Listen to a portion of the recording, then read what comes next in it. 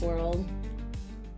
Cross the mafia, fall in love with the man they send to clean up the mess, and most importantly, forget your safe word. Safe word. Welcome to Heat Between the Sheets, where we don't just read dark romance, we live for the drama, the danger, and the dangerously hot men who would murder for our affection. This week, we're going deep into the dark and dirty world of Tijan Carter Reed and Carter Reed 2, where bullets fly, people cry, and love comes with a body count. And just when you thought it was safe to leave the compound, we're dragging Cole into this too, because one mafia man just isn't enough. We needed backup, preferably a 6'5" and morally gray questionable one. So pour yourself a glass of something strong, whiskey, wine, or a little blood of your enemies, and let's get into it. Blood of your enemies. Yeah, I like it. I mean, it works. Yes. Ready? Welcome to Heat Between the Sheets, where romance is dark, the steam is hotter than a mafia shootout, and we totally fake our own deaths to join Carter's crew. Absolutely. So just so you know, this podcast is for entertainment purposes only. Don't say we didn't warn you. You must be 18 or older to listen, because we're diving into some wild, uncensored territory. Expect potential triggers like dark humor, shocker, spicy language, major shocker, and maybe a rogue conspiracy theory or two. So for a full list of triggers, check out our website. If you're under 18 or think this episode might be too much for your delicate little soul, this is your chance to hit the eject button. No judgment.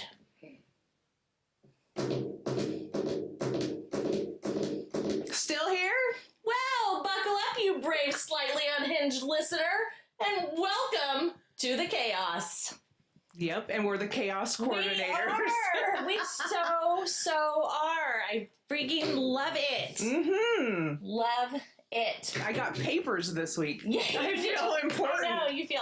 I got you all situated this week, my friend. Mm-hmm. We are official. We surely are. Yes. I mean, because it's legitimate. It's a business now. Got the business license all lined up and all that good stuff going. We're going to be in the newspaper. I mean, hello. And you're all, check your newspaper. I'm all, I don't get one of those. Okay.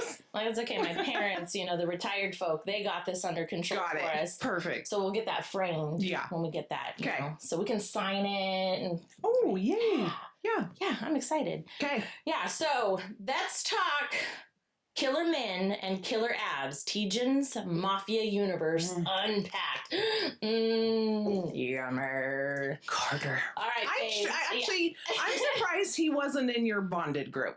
Yeah, but okay, we'll get into that. Okay. We'll get into that because Carter Reed, book 1, was published in 2013. This beautiful thing here. And Bennett Mafia came out in 2019, which is this one here. I see. And that one was a lot darker, and I think, don't get me wrong, Carter Reed is definitely a crazy mofo. And I mean, he's called the Cold Killer, which is awesome and hot as hell. But there's something about Kai from Bennett Mafia, so... Yeah, that does make sense, now that you say it. For me, he's a little bit on the psycho part there. Yeah. I mean, there's the Cold Killer, but then there's Psycho.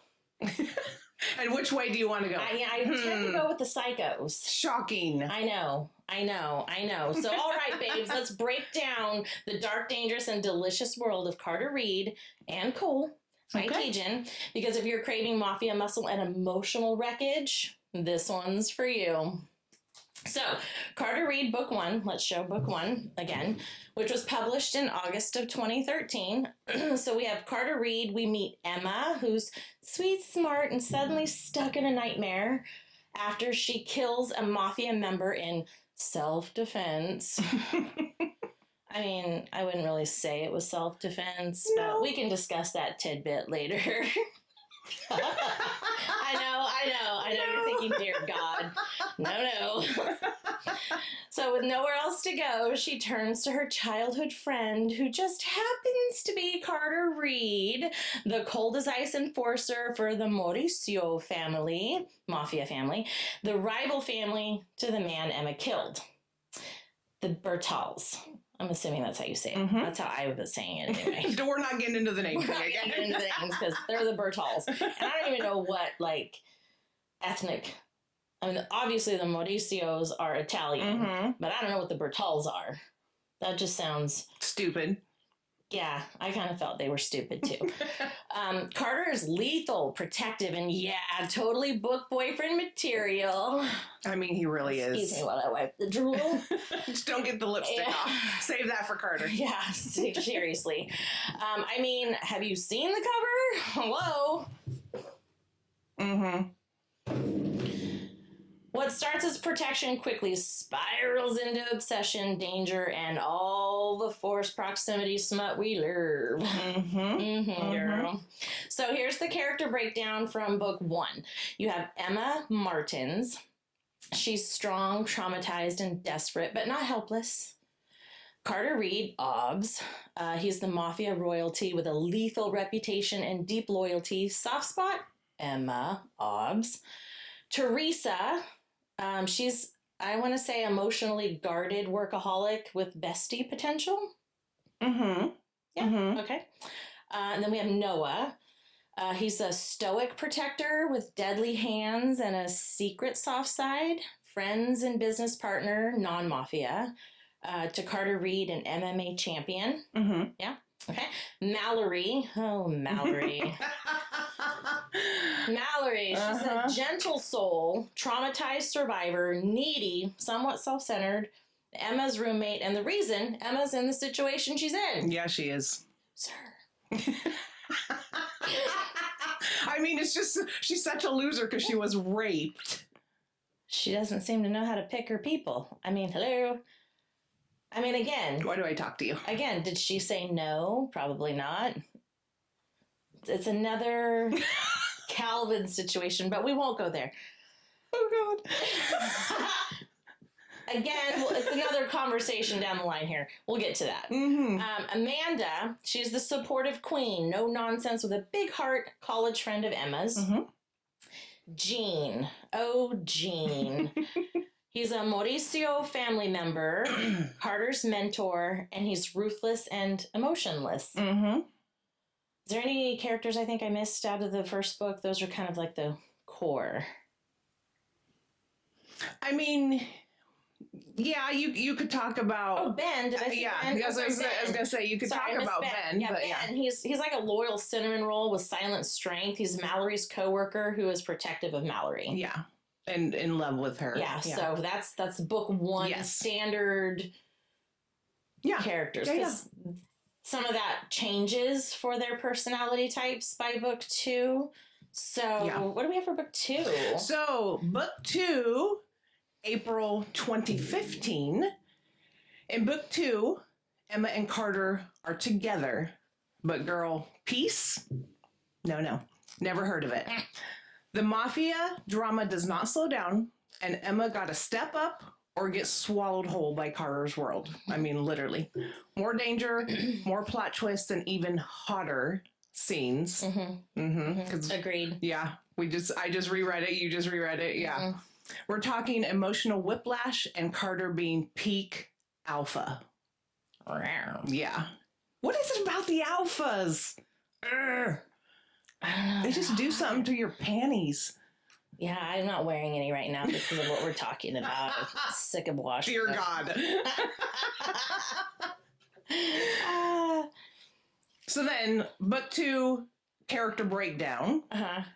Emma Martins. Mm-hmm. So Allie Nathans, because we're going to find out a little bit about that. So, right. yeah. She wasn't always Emma. No, that's a whole thing. So, that's right. That's part of the whole, like, twists in the storyline. Yeah. Okay, that's right. So, evolving into a true mafia queen energy, maybe up for debate. Yeah, it's debatable. I guess it's reader choice. Yeah. We can get into those questions when we talk about the characters. Carter Reed, again, OVS, protective and calculating, but increasingly vulnerable emotionally because of his attachment to Emma. you put he's her daddy. Why? Because you love daddy. I don't love daddies. I need a safe word for you.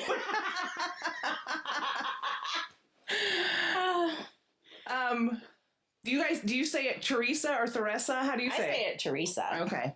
I mean, that's one of those ones that could go either way because I've seen it go either way. It absolutely could, but I've been calling her Teresa because I'm white. Okay.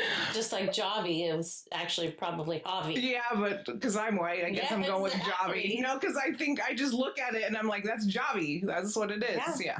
So she remains a potential bestie material, but tends not to think before speaking for someone so intelligent. Truth. Especially in those high-risk mafia situations, making her a liability. Yeah, she just kind of like flaps her jaws a lot. God. But she's so... Inserts foot in mouth, I think, a lot. Good and loyal. But yeah. She has a really gentle heart. She does. Yeah. She almost kind of... Which is... ditzy. Do you get ditzy? Yeah. She's smart, but stupid. Yeah. Just maybe socially awkward. Isn't that amazing? Weird. So weird. Noah is loyal to Teresa, where his love lies, protective and daddy-like vibes. What the fuck with the daddy? I feel like there was a lot of daddies in this book. I don't want to be daddies. I mean, think back on it. Just no. I felt it for you. So Mallory becomes a distant character, weak, and continues to trust the wrong people. Because she's stupid. Yeah. Ben, erratic, shady, she doesn't cruel. Have to say no, by the way. Would it matter? Would it matter if she did? Like, for you, no, it doesn't seem to be a word, which is why I have to have it twice in my name, just to remind you that it's actually a viable word people can use. Yeah, I just think she's stupid. She doesn't know. I don't think she knows the word no. She's always just, okay. Maybe that's her nickname. Okay. Jesus. At least it's not daddy.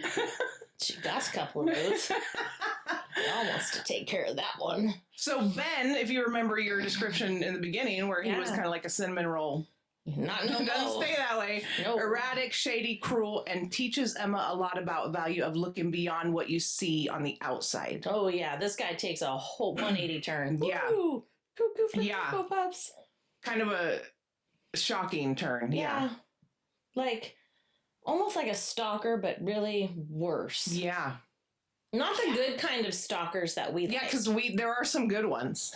And if you're one of the good ones, hit me up. Just saying. Yeah. We'll eventually have that P.O. box and everything, which you can write to No-No at.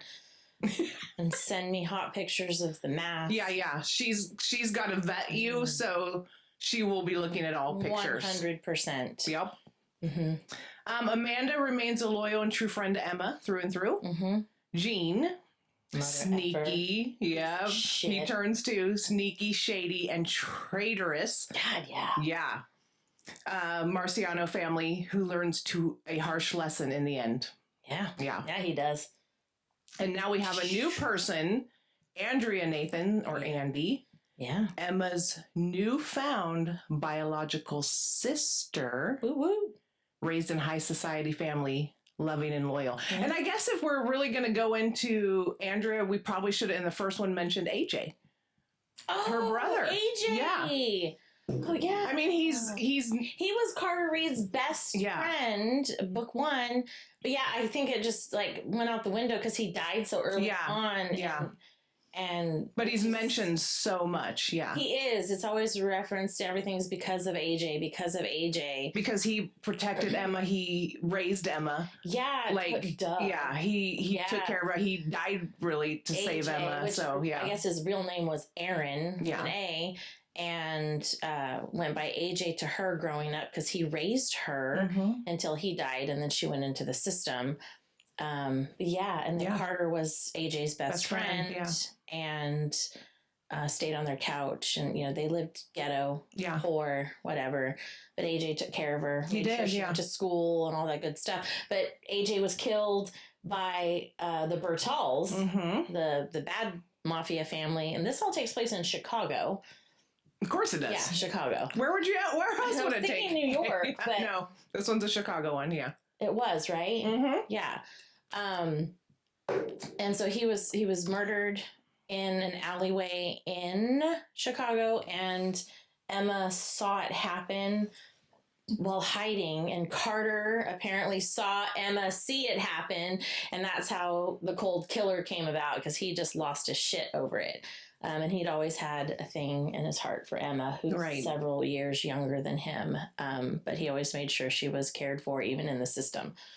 And that's when he turned to the Mauricio family. Mm-hmm. And then they just went up through the ranks. There's so many twists and turns how actually he was somewhat planted there. Really? Yeah. And they just wanted him to be a foot soldier. Yeah. But he ended up turning out to be like damn near the head of the family. Yep. For a long time. So that was so good. Yeah. Now we're going to talk about Cole. Cole. That was published in February of 2017, and this is a spin-off standalone. I don't know about this one. I mean, you could really read Cole by himself. You could. Yeah, because it is a standalone. It incorporates a little bit. It brings in the characters from Carter Reed 1 and 2, but yeah. I mean, you don't really have to know. But then if you read Carter Reed 2, like there's so much of Cole in that one too. Mm-hmm. So it's you got to yeah. I think you should read them all. I absolutely would recommend reading Carter 1, then Carter 2, then Cole, because that is the intended whole thing.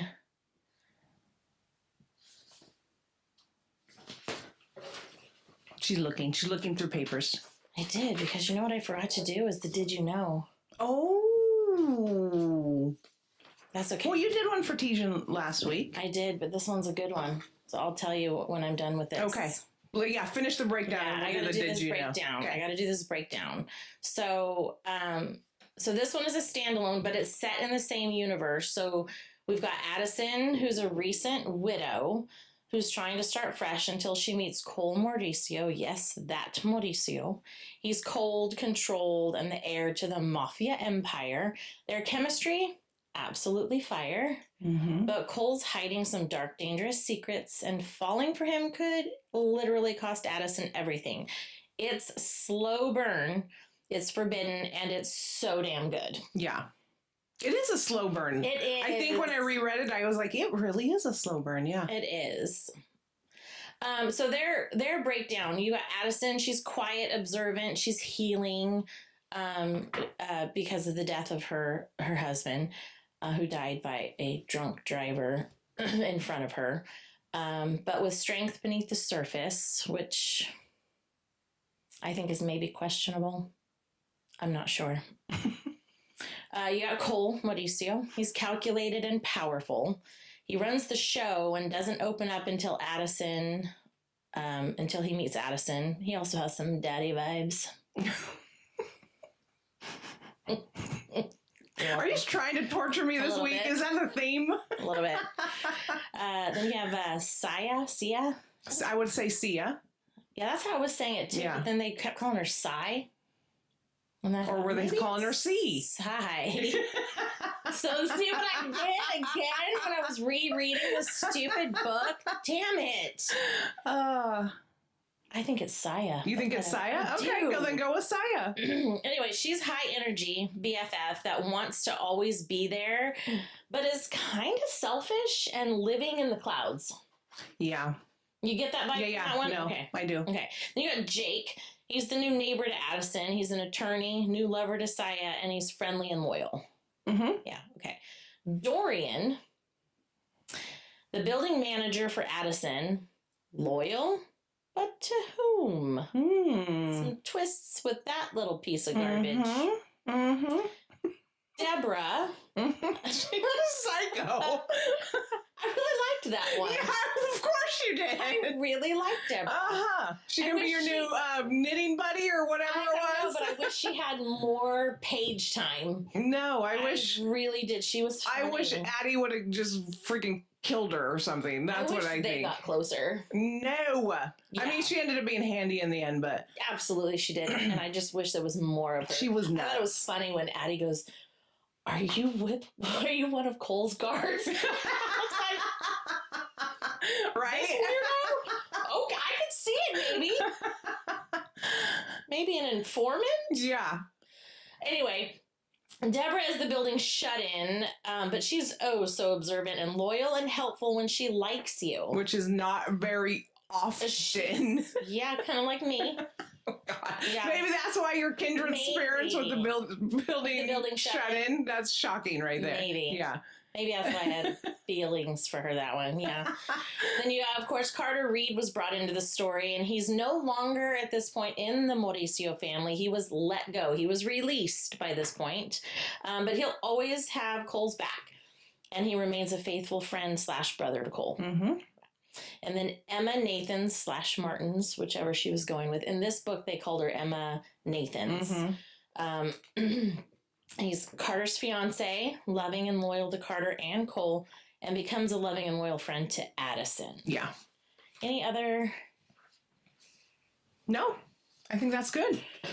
Okay, 1 second. So I cannot believe I horridly forgot my shtick. The did you know? Did you know? Well, you know what else we horribly forgot?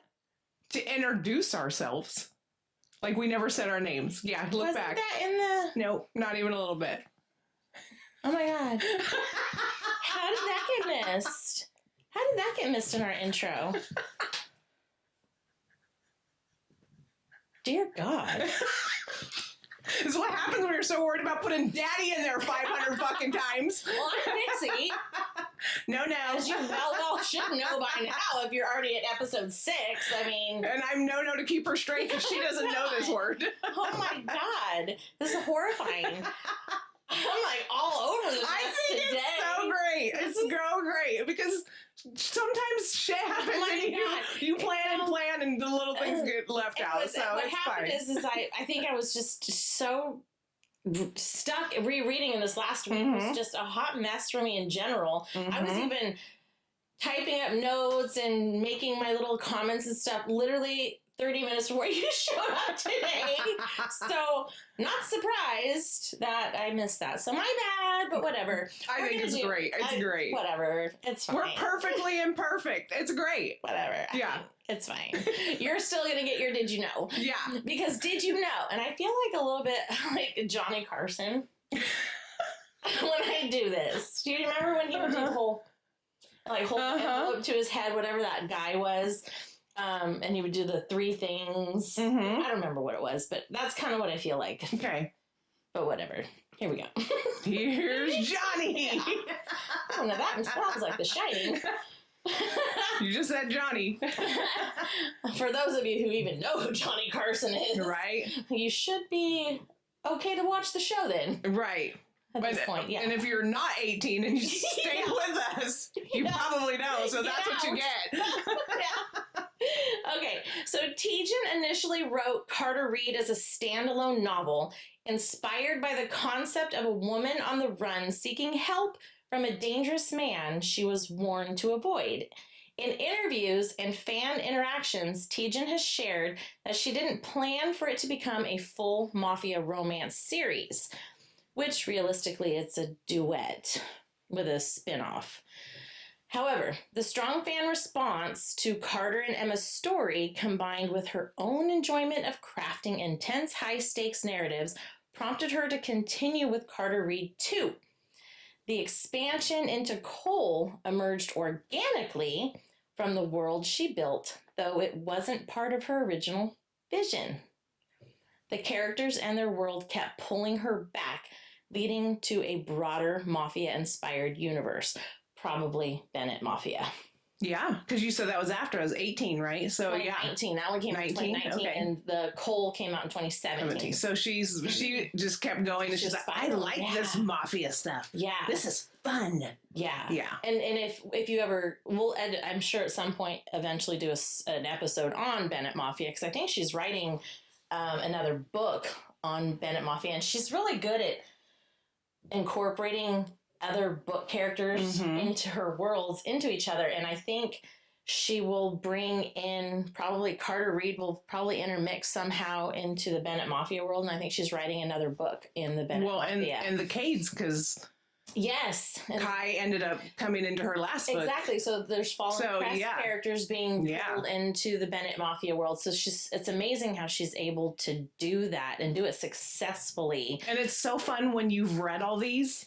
And then you get excited, like when I read the last book in the Fallen Crest, or the newest series that's going to start in the Fallen Crest. Like, as soon as I saw Kai Bennett's name, I was like, oh, yeah, that's so exciting. Yes. So I think if you're going to read Tijan books, I would highly recommend going to the website that tells you the book order. I don't remember the name of it. It's just look up book order. And there's a website, and you type in the author's name, and it will tell you the order in which these books were released. Read them in the order they were released, because for Tijan, she's so good at pulling characters in from other books into the newer books. So if you're reading something that she just released, even if it's a standalone, she's pulling characters in from books that she released, 5, 6, 7 years ago. And if you're like, who the hell is that? Well, maybe if you'd read the book. Right. But when you did, it's fun. Yeah. You're like, oh, that's exciting. Yeah. I don't remember which book it was I was reading that she had released, and she had mentioned Kess in there. And I was all, I read that novella. And that was one of her books that I really wish she had actually made into a full-length novel. I don't know if you got a chance to read that novella of hers, but that was so good. Kess, that character, she was so cool. I think it was in... Oh my God, what is it? Frisco. It was in Frisco. Yes. In her book Frisco. Yes. And she mentioned Kess. I was thinking the biker book. Yeah, and I was like, which one is that? Because it was one of the Fallen Crest spinoffs. And she had mentioned Kess, and so anyway. But yeah, it's really cool when they bring in these characters from her other books, and you're like, holy crap. So anyway, okay, I have something to show you all really quick. It's not anything to do with daddies, is it? No, my ring. My ring. It's a bullet. It's made from an actual bullet. Yeah, a real bullet. You heard that right. A real freaking bullet. Isn't that amazing? Yeah. Do you know where that came from? Where? Carter Reed gave me this ring to show the world that I'm his, and he is not above putting a bullet in anyone who wants to mess with me. You did say the theme of the week is delusion. Okay, well, I'm going to stick with it. No, I'm kidding. This did not come from Carter. I wish it did. This was actually made by Jewelry by Alexin Collection, and I'm freaking in love with it. And you can see her stuff on Instagram. So Jewelry by Alexin, she makes amazing stuff. It's sexy and edgy earrings, friggin' necklaces. I'm gonna need something. Oh my gosh! And there's some that actually have like actual jewels and stuff in them. Like, she's amazing. Okay. Instagram, Jewelry by Alexin Collection. Instagram, check it out. I freaking love it. And I even had my nails done to match. Yeah. Yeah, right. It's hot. So if Carter's watching, thinking of you, babe. Delusional. Whatever. It's fine. Whatever. All right. Let's keep this drooling over my hand to a minimum. Okay. I know you all love it.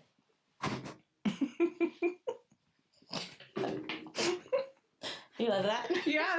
I have some questions for you today. Of course you do. Of course I do. What would be our podcast without my questions to you? The ones where you just put me on the... And she doesn't prep me for these. I don't. Straight on the spot, just so you guys know. The spot. I've prepped myself. Are you ready? Yeah. This is just about Carter book 1 and 2. Okay. We're not going to bring Cole into this one. Okay. Do Carter and Emma grow as a couple in book 2, or do you think they stay static? Totally grow as a couple. Why are you going to say static? Because I know you are. Because you're like, this is the most cynical freaking person in the world. Why? Why do you read something so different than I do? Why not? Let's hear it. But you think they grow? Which is They absolutely grow. fine, I guess. Don't get me wrong. Okay, it grew, but not by enough to like warrant an entire book based on that. They did a lot more banging, for sure, and it was hot as fuck. So you're saying she should have stopped at just Carter Reed and we... We'll get to that next question. God. Okay. But I just didn't feel it. You know, like they were clearly always meant to be. Always. Like, you could see that from the beginning. Like, they were never going to not be together. Yeah. So there wasn't much to grow from. Disagree. I just, because they were, like, she was in love with him as a child. She always knew he was in the mafia. She knew what she was getting into. She goes to him. He's hot as hell. He's all over the media. Like, everyone drools over this dude. Literally. Mm-hmm. Literally everyone drools over the guy. She's even affected by him the first time she sees him. She's needy. She needs him because of her situation. He's got money. And she's just hooked from the get-go. What's the problem? There was nowhere to go from there. I 100% disagree. In fact, when the first book ended, I was like, that's it? And then I realized, oh, there's a second book. This can't be it. It can't be it. Yeah. They needed the second book. And they needed Cole. So the next question was, did book 2 feel necessary or like an extended epilogue with more murder?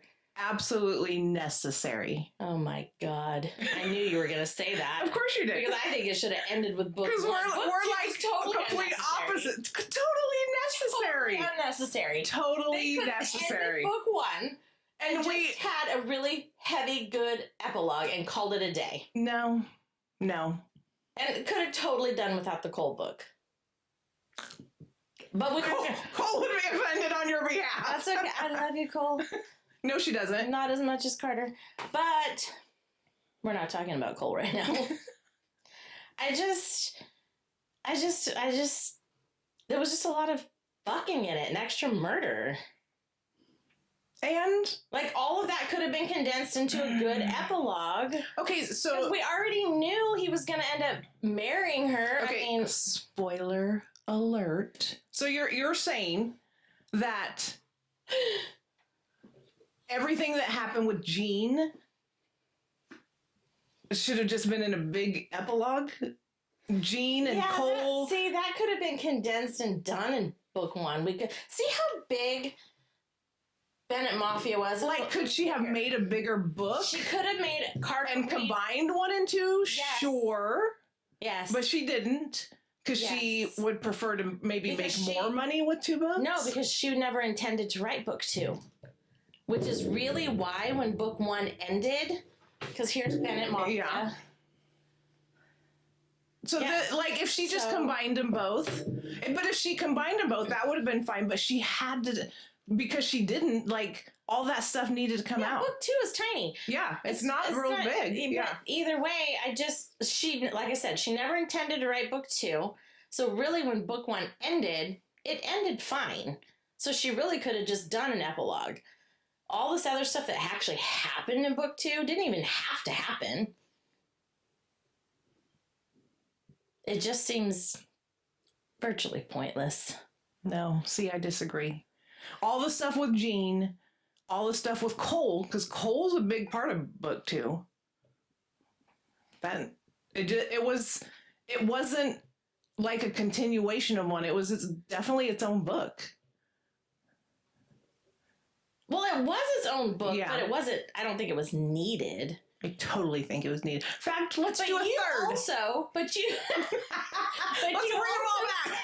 said when we talked about Fallen Crest that you just want to keep going with that series, and we're already 12 books in, and I'm like, Fallen Crest Nursing Home. we could have ended it on book 6 and called it a day. Like, I'm good. Because I am an optimist and you are a pessimist. I wouldn't say that, but Totally true. I think they need to be darker. That's not shocking at all. Maybe if they were darker. Tijan's not super dark. I know, Yeah. and I get into that too. But okay, so this one's fun. Who do you think was more toxic in book 2? So thinking about book 2. Okay. Emma, Carter, or literally every side character? More toxic? Mm-hmm.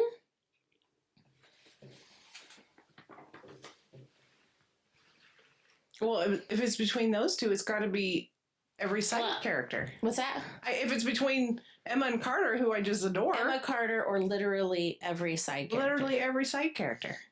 Yeah, I agree. So I am all for toxicity. Mhm. Like, if there's little to no toxicity in a book, I'm bored. Bored. Got it.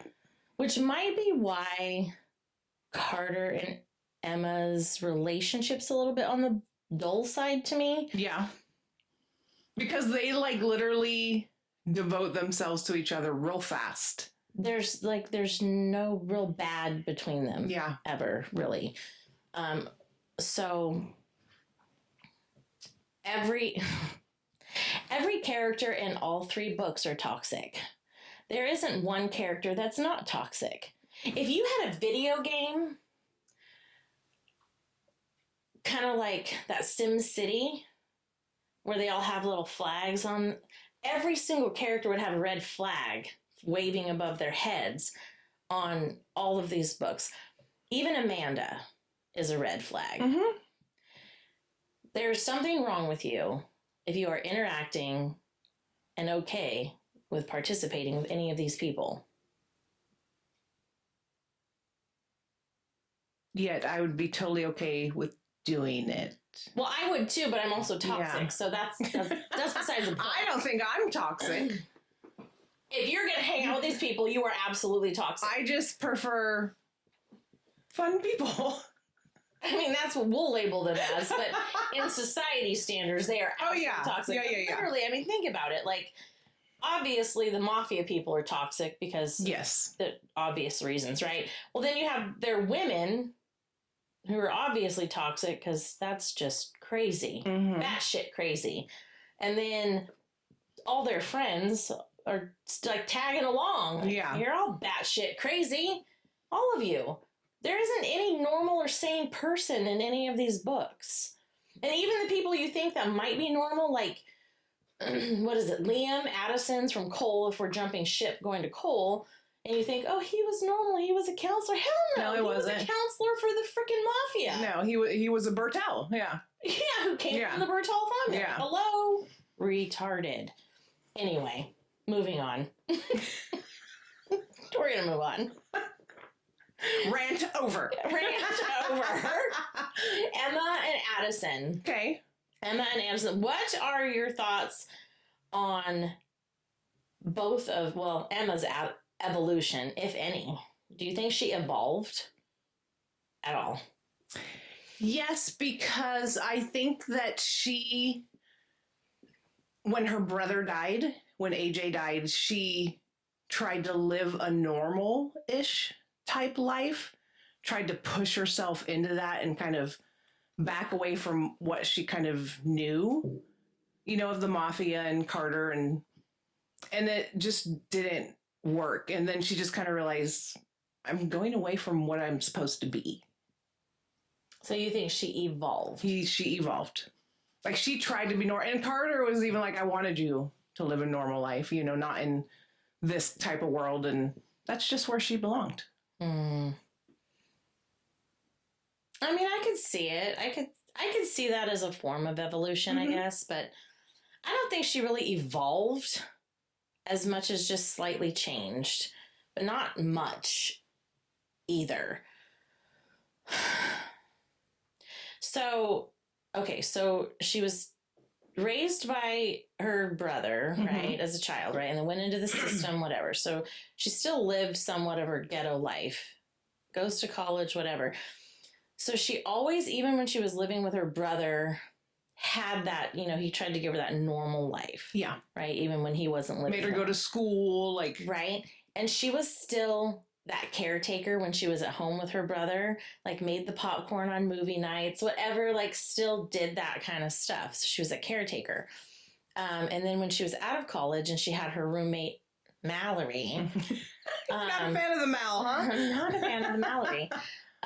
She was a caretaker to Mallory. Always She was, cleaning up yeah. Mallory's damn messes with her boyfriends and whatever.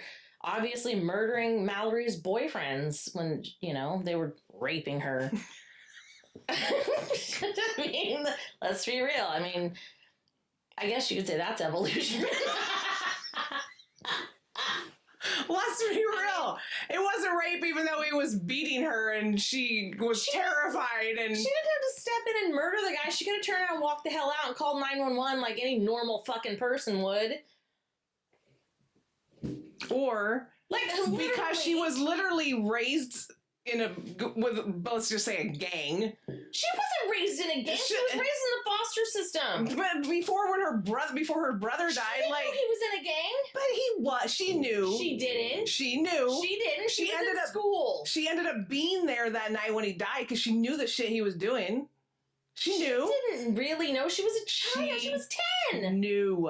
She knew. She didn't really know. And so you come in, you see your roommate getting raped by a guy that's obviously bad. She knew, and he's hitting her. She knew this was going on for a long time, and she knew the guy was a piece of shit because every time she would come home and see the guy's car there, what did she do? She left. She didn't even go in the house. But so anyway, she was too tired. She's being raped by her boyfriend or whatever, even if he is bad, and he's in the mafia or whatever too. But she didn't know. And so she's like, okay, he's going to kill her and then he's going to kill me because I am her roommate. So she's like, that's it. But who the hell does that? Shoot him in the leg, in the ass cheek. You're the one that has the bonded group that's all about murder, and you're saying shoot him in the leg? I know, but for her, I would have killed him, but for her, that character, I just didn't see it as really plausible. You make zero sense. You're all about death and destruction, and you're like, shoot him in the leg. I know, but call 911. But for her, who the fuck are you today, Daddy? Daddy, producer Daddy's here. But for her, it just didn't. It wasn't. As a character, it wasn't really fitting. It wasn't. And where did she learn this accuracy to kill the fucker in one shot? Probably from her gang-banging brother. She did. How many years ago was that? I don't know. 15 years ago, he had died. 10, whatever. And how does she go shooting practice at the range? You know what? No. I haven't shot a rifle in 30 years? Take me to the range and I'm gonna fucking be a marksman again. I guarantee it. I'm going to. We're gonna test this fucking theory out. I guarantee it. We're gonna test this theory out, and we'll be back with you on that, folks. And when I shoot her, understand why. Yes, if I come back with a bandaged arm, well, I just shot her in the leg. I just shot her in the leg. Shit. Yeah, for this particular character, I just didn't see it as an evolution. She remained a whiny bitch the entire time. She was always lonely, so lonely. Dear God. Please don't stop watching because she just sang like that. But like she knew what she was getting into with Carter, and from the get-go, and yet he even told her, like, you're coming with me, I have to protect you, you're in danger, you gotta cut off your old life. And then she still kept trying to latch on to these old morons, Mallory and Ben and be friends with them and check on them and whatever. And then even though she still had made this new friend, Teresa, who was more fitting for her new life, she should have just cut those fuckers off. But she kept whining. And then Carter's off doing his mafia shit. And she's, I'm so lonely. Yeah, bitch. You're in a new world. Suck it up, Buttercup. I'm starting to think you only like main female characters if they're like in the 12 or soul renderers. Like, they have to be super strong from the get for you to respect them. Correct. I'm not like that. Yeah, I don't really like weak, whiny bitches. I will eat them. I like some weak, whiny bitches because I like the whole hero complex thing. Yeah, I'm I do. okay with the man being protective, but she's got to be able to hold her own. And she does. Eventually. She starts off by shooting a fucking guy, not in the leg. Yeah, and it just wasn't realistic to me. Just didn't. Because she didn't rip out his soul afterwards. I mean, okay. Oh my god. What's your next stupid question? Do you think Emma's ride or die or just riding the drama? Would I choose her as, like, for me, a ride or die? No. Why?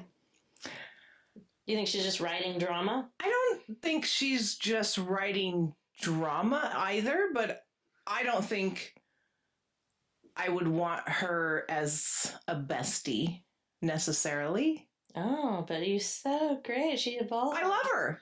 I love these characters. I do. I like more of a damsel in distress type female character at times. I do. Well, she kind of. How come you don't want her to be your friend, ride or die? Because I have better ride or dies. Oh, you want a soul render? I don't know that I want a soul render or a wolf, you know. But I don't know. I feel like even though I loved her character, I just don't feel like we would be compatible. Is that weird? Like, is that a weird thing to say? She's a good marksman, apparently. Well, so am I. So what do I need her compatible. For? You make a great team. I'm good. Oh, you know, shooting those rapists that you all seem to think they are. Carter. I don't even think that Jeremy was a rapist. Just kidding. I just kind of see your face.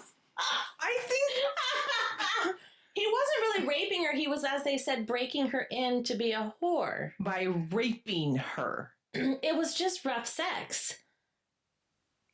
I don't recall where she's bleeding and the light has went out in her eyes because she's just lying there like, I can't do anything. And every time she, like whines or cries or tries to say no, he smacks her or bangs her head into a wall. How do you know she was trying to say no? I don't. I really think I'm going to start just taking pictures of my face to my reaction to you and just put it all up over your house. Start that now. We're gonna pictures of my reaction to her. I'm thinking back to that scene, the beginning of book 1, when Emma walks in to her roommate to hearing the sounds, and she's thinking, oh God, they're fucking in the living room. Like, why can't they take it to the bedroom? And then she sees her roommate and she's like, oh my God. And her statement was, he's raping her. She made the judgment. I think it's pretty well. We all know she clearly doesn't like that kind of sex. Maybe Mallory does. We all know Tijan describes things well. I think we all made that judgment. I didn't.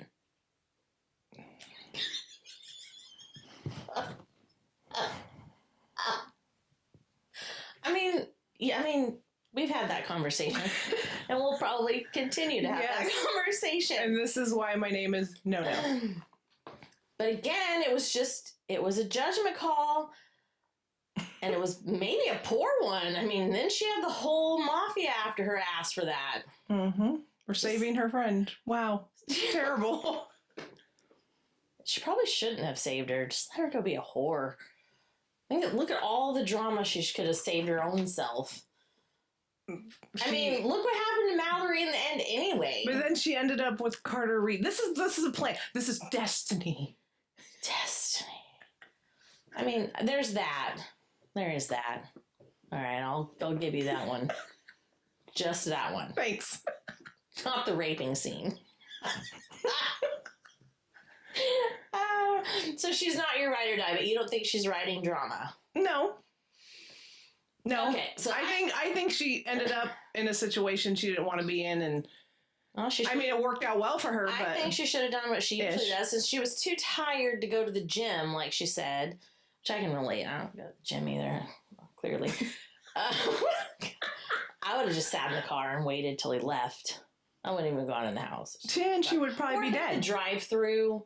No, he wouldn't have gone out and seen her. He'd have just like done his business and zipped up his pants. And then when her friend goes missing, because that's what he was planning to do. That's break her in and turn her into a sex slave. Yeah. He's coming back for her.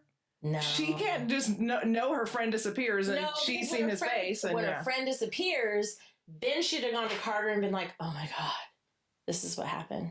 Well, it's a good thing Carter was watching the whole time. That is true. He was, but well, his men were watching and reporting. But dumb. What's your next stupid question? Let me tell you, I think she's loyal, but I think she was writing drama. I think it was way too much drama for me. I do. Like I was saying, like she had all of this shit with Mallory, and then she chose Carter and kept jumping back to these other Ben and Mallory and Amanda when he told her it's dangerous, cut them off, you're in danger. And she's like, okay, even though you had Teresa and Noah, which is way more fitting for your new corporate life and shit. Okay, listen to the dude. You're in this mafia world. Listen. Yeah, but like she goes to Carter, hasn't seen Carter in what, 10 years? 10 plus years? It doesn't matter. You want him. She doesn't even really trust him at first, which you can't really blame her. And so he's like, you can't be with your people that you've been with this whole time. You don't trust the man that you just went to after murdering someone, and he's like, you have to mafia, so you have to and that's what she's thinking. Like, I just killed someone that's in the mafia. How do I know Carter's not going to kill me? Like, she doesn't know any of this. He made that pretty clear right there. In that apartment. He did, but at first she's torn. Like, just because I tell you, yeah, I'm in the mafia, but you killed another mafia person, it's okay. Like, you're just going to believe me. And it was your brother's best friend. And you hadn't seen in 10 plus years. So obviously you don't know this person anymore. When she was up in his apartment pleading her case, she should have just ripped her fucking clothes off, got on her knees, and said, I'll suck your cock. I'm just saying. For what purpose? Maybe to help her case along, so there's a little more trust building there, and speed up the sex a little bit in the book. I don't know. I'm just saying. Maybe if she gagged on his cock a little bit, it just would have. So your dating advice to me is going to be, you don't know them yet, so get on your knees and suck their cock. Well, that builds trust. Well, yeah, because she knew him from childhood, and she knew he was hot as fuck and the mafia cold killer. Yeah, you're the cold killer. I'm going to suck your cock so you don't kill me. Yeah, that sounds legit. I'm going with that one. We're going to stick with your word of the week, delusional. It's my favorite. Yeah, I like it. Okay. I like it. We're going to go with that one. Okay. So how does Emma compare to Addison in the book Cole? How would you compare them as FMCs? I would say Emma kind of evolves into herself, which was one of your questions, where Addison pretty much comes in knowing herself. I mean, yeah, she's going through grief and something traumatic, but she's 100% confident in who she is. Where Emma, you kind of evolve with her learning who she is, and she learns who she is. Addison's confident in who she is. Addison knows who she is, comes in who she is, stays who she is. Okay. I think they're both whiny. Because ripping out people's souls. Yeah, I think they're both whiny, but Addison was way weaker emotionally and physically, and I think more needy. That was hard. This was a hard one for me to answer. I think,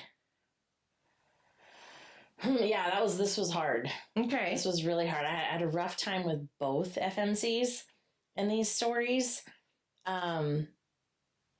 I think Emma came a little bit more from that world, and I think this was mentioned in Cole too, that even though she was an outsider, she wasn't an outsider. Yeah.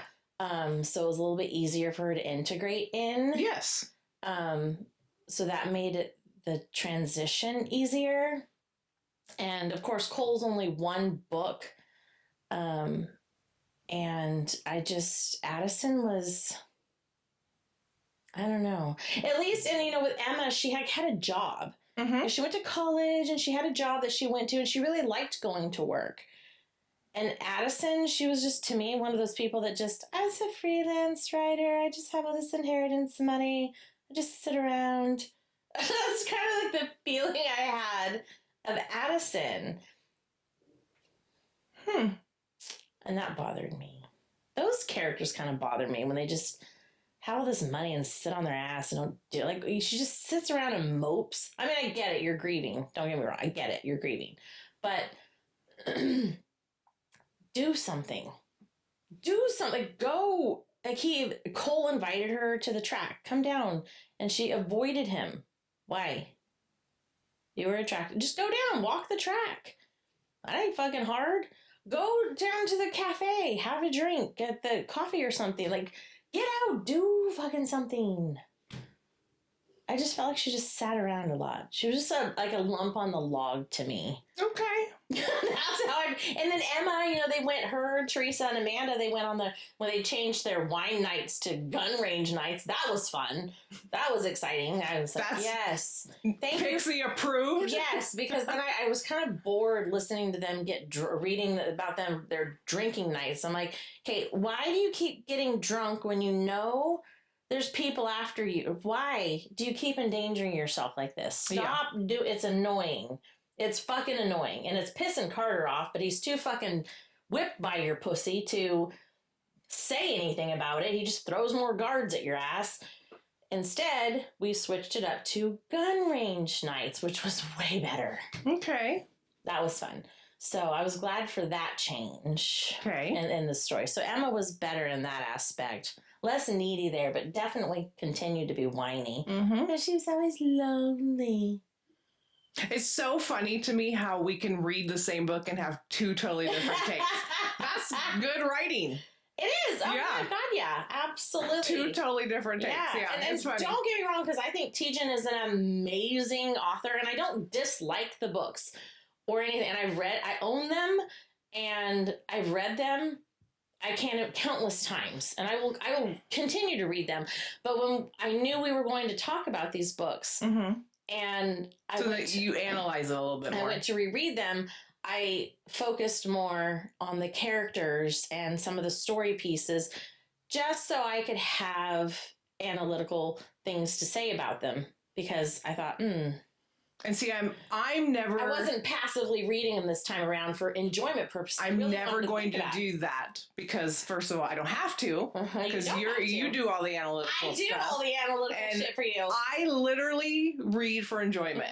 So if you start telling me, okay, you have to do this, and I probably won't do it because I would never do that. I just can't do it. But I can see if that's what you're doing. Yeah. You're having to look at it differently. I'm not going to. No, and I do it because I enjoy doing that because I've read them a million times for enjoyment purposes, and I will continue to enjoy them. Like I said, I don't dislike these books, and when I read them again, because I'm not going to do that for a show, I'll read them and enjoy them. Okay. Because I will disregard this piece of information, just read them for passive purposes. Out and in. Got it. Yeah. Because that's just how I'll mentally do it. But when I'm really thinking about the analytical pieces to it and who I am and stuff, then I'll start putting my green personality to use. Because we've taken two personality tests and we're totally opposite. So it's great. It's hilarious. Hilarious. Okay. So Carter versus Cole. Who's the better mafia daddy? Freaking word daddy again. I mean, who's... Let me read it. Oh, Jesus. Carter, the protective, quiet killer with a soft spot, or Cole, the cool, strategic, dominant leader who plays the long game. So who has the daddy vibe? I do this for you. Yes. Totally 100% Torture me. Uh-huh. Today's topic really should be titled Daddy. Why? Mm-hmm. Carter. Okay. I prefer. I'm not going to call him a daddy. I prefer Carter. So you think Carter has more daddy vibes? Why? I'm so curious. What is a daddy vibe, first of all? I want you to really pay attention to this. Is how different her and I are. This is fantastic. Keep going. Carter is, to me, more of a protector. Okay. And more of a nurturer, which is a weird thing to say. Very. Because he's very alpha, very protective, but he's super nurturing to Emma. Okay. So I guess we're talking daddy vibes. Daddy. I would go with Carter. Okay. Are you going to say Cole? I absolutely am going to say Cole, and I'm going to tell you why. Tell me. Okay, first of all, I've read way more DDLG books than you. Yeah. And you're like, because I read one and I was like, hail to the no on any more. So I don't even know what a daddy vibe is, really. I'm gonna send you more because that's gonna be a topic one day, and you're gonna have to get some reference points. Fantastic. But okay, so Cole is more patient than Carter. He doesn't have a name like Cold Killer. And I could see him daddying other people. Carter couldn't. There's no way Carter would ever daddy anyone other than Emma. Like actually be a father? No, a daddy. There's a difference. There's a huge difference between a father and a daddy. You know, daddy. God. I'm going to need therapy after this freaking episode. Probably. He knows how he liked living. Okay, so when he was in hiding, when Cole was in hiding, he had said that he lived in the stables and away from people, so he was lonely. And now that he's not, and he's the head of the Mauricio family, likes living in his building with all the residents. So he likes all that closeness with people and the proximity with people. So he's got that neediness of people. So he likes to be needed and all that other shit. So he has that needy vibe. So that's where I think he'd be more daddy. Carter. Oh. That's what I'm going with. Sticking with it. Who would you rather be trapped in a panic room with? Between the two of them? Carter. And why? Because Carter is... Do you even like Cole? Yes. I'm just kidding. Yes, I do like Cole. Because Carter made him. True. So Carter sees a bigger picture. Yeah, he does. So if I'm going to be in an escape room, that's who I want to be with. Someone who sees the bigger picture. Someone who sees all the angles. It's a panic room. Well, whatever. A panic room. Someone who sees a bigger picture, all the angles. Any room with Carter Reed. Sex dungeon, true. Like whatever. This is also true. It's going to be Carter. This is true. Yeah, I would do also Carter because he ain't letting no one get through. No. Yeah, he's the cold killer. Yeah. Ain't nothing getting through that man. Nothing. Yep. And like you said, he trained Cole. Yes. And even at one point, I think it was book 2, when Cole came back and he was in the process of taking over the Mauricio family, and he had gone to Cole and he was picking Carter's brain, and then Carter was giving him all the things, and he's like, you know all the answers. Why are you coming to me? Oh, you want me to take him out for you? And he was like, oh, well, now that you figured out my idea. Yeah, like Carter's not an idiot. Yeah. Yeah, so who's more morally gray? Carter or Cole? Carter. Interesting. You think Cole? No, I think they're both. I don't think one's more morally gray than the, I mean, if and we've talked about this before, but if you could have morally black, Carter would be morally black, and Cole would be morally gray. But I mean, Cole. This is what Cole was born into. This is what Carter became. Yeah. But I mean, if you had to choose, and gray was the only color, then yeah, Carter for sure, because he just goes in and slaughters. Yep. He just slaughters, absolutely decimates, and he'll do it alone. He doesn't even wait for backup. He just does it and doesn't give a fuck. Yep. Yeah, for sure. So, who's more emotionally unavailable? Cole. Interesting.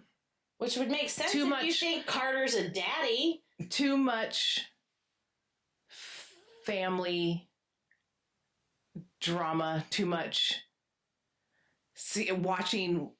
What was it? His dad was killed, and then it was like every what was it, a month or a week week. So it's twin sisters, like his whole freaking family was slaughtered one after another, and I think that's just going to leave you emotionally damaged. And so, yeah, I would have to go with Cole on that one. Which I could see being the thing, but I think he's so damn needy, which is the daddy vibe, and that's why he's surrounded by so many residents. And I know in the book Cole, he had said that he chose not to live in the house that he was staying with, and he chose to stay in the stables because he didn't want to grow attached to the people. Yeah. Because if the Bertals found him, they would kill them first, whatever, blah, blah, blah. But he still managed to make friends who ended up being murdered or whatever. He's still attached, whatever. Like, he still wants those attachments. He does. He still craves them and stuff. And I think just deep down, he's very there. And it's funny because when he was with Addison, the push and pull between the two of them was weird, I thought. He didn't want to tell her who he was. She finds out who he is. She's okay with it. And then he tries to tell her, basically, it's dangerous. And she's like, I don't care. But the minute, she finds out that his family killed her husband, she's like, get out, and then moves away. Well, because the question she asked was, did you kill my husband?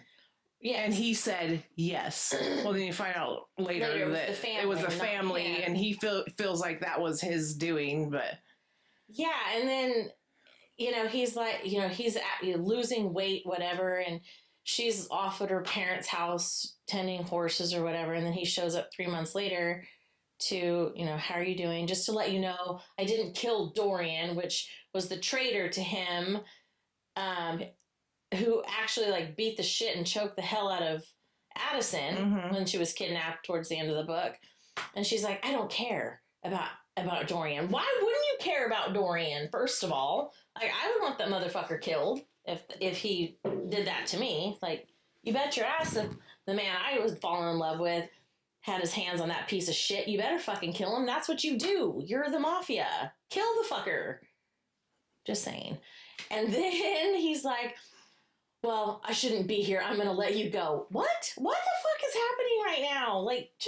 And then she's like, no, I love you. And he's like, okay, good. What? It was just too quick and back and forth. It was weird. That whole ending, it was weird and rushed. I don't know. I don't know. I just feel that Carter was more, he's the cold killer. Carter is a cold killer, and he's only emotionally attached to Emma and a little bit to Cole. If Cole were to die, he'd probably be sad for a week and then he'd move on. And then if Emma were to die, he'd tear the whole world down, but that's it. Anyone else, life's over. It's fine. We're moving on. He don't give a fuck. And he's even told Emma, don't be attached to people. He drills that into her. Don't be attached. That's it. It's me and nothing. Okay. So that's I don't know. Okay. I don't know.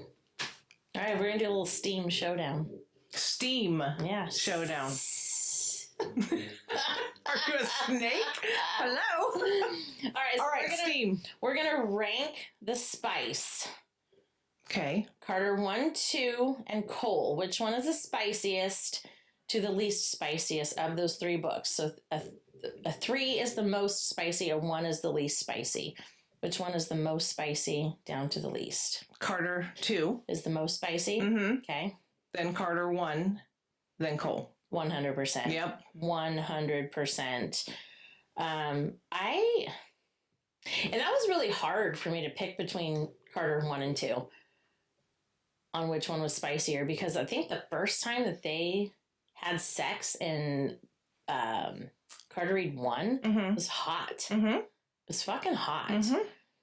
But they had so much sex in book 2 in so many different ways. So you're looking at spice, yeah. Yeah, so just spice. Yeah, that it was like, yeah. If you're going to rank it that way, gotta go with 2. Yeah. Gotta go with 2. 2, 1, then Cole. Yeah, and then Cole. Because Cole definitely is a slow burn. It was a slow burn, and they really just have normal sex. Really, yeah. I feel like. Agreed. You like you call it normal sex. You know, I guess like missionary, where they look at each other. Where you're not getting raped and you want to kill someone, then it's normal sex. Wait, rape is normal sex, no? I'm just kidding. I can't with you. I can't. That's hilarious. Okay, so best sex scene across the trilogy. Oh, what do you think? I mean, there was a lot of sex in book 2. Yeah. Across? I can tell you one, and I can't remember exactly when this took place. I think it was in book 2, and I think it was during, I think this was during the time when Emma's sister was kidnapped, right? So she's been gone for like a month or 2 or whatever. And Carter was going out every night, like looking for her, right? And he would come home. I think it was during one of those nights when he had come back, because they were in hiding. They were in lockdown. And the quote is in the book. This is how well she writes. Her eyes darkened and the need for her spiked in me. I reached for her without thinking and hoisted her in the air. Her legs parted as I peeled off her shirt and bra. She fit against me like she was made for me. Like, you can... Were they in the gym? I think so. Yeah, because I was going to say in the gym would probably be the hottest one, I thought. Yeah. And it's just like, you can feel the fucking fire and steam coming off these pages when she writes these scenes between the two of them. Their chemistry is off the charts. Yeah. It really is. And every time they come together, you're like, God damn. Why isn't my love story like that? Yeah, Daddy. Producer Daddy. I need to read some more things too, Producer Daddy. This has got very awkward in here. But yeah, it's just, and there were so many scenes like that, that he just, yeah, even like the first time that he fucked her in the first book, I was like, damn. Yep. So hot. Yes. So hot. And she's always talking about like his muscles as they roll and shit. And you're like, God. Yeah. God damn. And then you see like that or like that and you're like, yeah. Yeah. Like, fuck me. Yeah. Literally. Yes. Exactly. Please. I'll take it in any hole. Please, point. Daddy. Please, Daddy. Shit. Okay. So was that hot or did we need therapy after that? So, do you think the books were hot, or do you think they required you to have some therapy? When I didn't need new therapy. None whatsoever. Yeah. Yeah. Yeah, I think they were hot. for sure. Yeah, because Tijan, like I said, she's not super dark. Yeah, no, she's middle of the road. But really, Tijan is, like I said, middle of the road for me. And I'm not knocking it. Like I've said, like, she's an amazing writer. But I have a craving for that dark and depraved bullying. Shocker. Yeah, you do. So shocking. And these, like I said, these books were published between 2013 and 2017. And then she came out with Bennett Mafia back in 2019. And that book was hot to me. That one was definitely darker. Because he was, that motherfucker thought 85 steps ahead of everyone else. Like, you thought Carter Reed thought 10 steps ahead. This guy, he thought worlds ahead of everyone else. Like, he was planning shit that you were like, whoa. Yeah. Like, wow. Unreal. Like, I could psychologically, like, holy shit. Carter Reed in my bonded group. I can see why you would do Kai Bennett, but I would never be able to do that. He's too much for me. Oh, yeah. He's too much. Mind-blowing. Yeah. Absolutely mind-blowing. Yeah. So you can we'll talk about that one another time, but you can just tell that her thought process and her writing and learning just grew from Carter to Bennett in those few years. Yeah. It's unbelievable the amount of twists and psychological things, because by the time you were done with Bennett, you were like, holy shit. How the hell do you come up with those twists? Yeah. Unbelievable. So, no, again, I don't think therapy's needed after that unless you cannot handle. I mean, there's a lot of bloody gore, murder that takes place in book 2. Yep. It's mafia. So if you can't handle that, not for you. But obviously, well, there's actually a lot of gore in book 1. Like, if you have triggers like rape. And sex trafficking. Getting beaten to death by a baseball bat. Like, it's pretty gory. Sure. I guess. Not for some, but for others. Like, I was fine with it, but like, some people are like, oh, that's child's play. So, what's your mafia survival plan? I'm just kidding. I just had to do it. I just had to do it. Every time. I just had to not get in the mafia. I'm just kidding. Okay. I'm just kidding. So, which of us would die first, and who would be running the show by book 3 in this world? Which one of us would die first? Probably me. Let's be honest. Really? Yeah.